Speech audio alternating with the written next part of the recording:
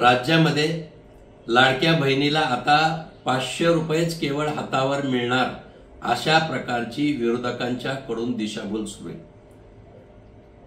एक गोष्ट खरी आहे की लाडकी बहीण योजना महायुतीच्या सरकारने जेव्हा चालू केली होती तेव्हाच मवियाच्या सर्व नेत्यांनी रस्त्यावर उतरून योजनेला जाहीर विरोध केला होता। कारण या लाडक्या बहिणीला, माता भगिनीला, गरजू भगिनीला 1 रुपये देत मिळता कामा नये अशा प्रकारची भूमिका या राज्यातील मवियाच्या सर्व घटक पक्षांनी घेतली होती।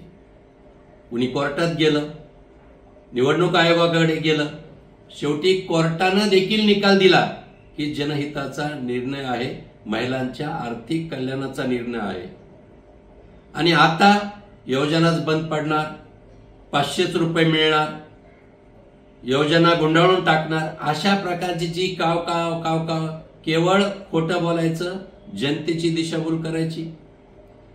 परवा अर्थसंकल्प जाहीर झाला त्याच वेळी अर्थसंकल्पात राज्याचे उपमुख्यमंत्री माननीय अजितदादा पवारांनी लाडक्या बहिणीच्या लागणारा 1,500 रुपयाची आर्थिक तरतूद करून ठेवलेली। मग कसे होतील 500 रुपये कमी, 500च कसे मिळतील? हे केवळ नरेटिव्ह प्रस्थापित करणं हेच विरोधकांचं काम आहे आणि म्हणून फडणवीस सरकार 1ही रुपया कपात करणार नाही आणि लाडकी बहीण योजना चालूच राहणार हे मात्र नक्की।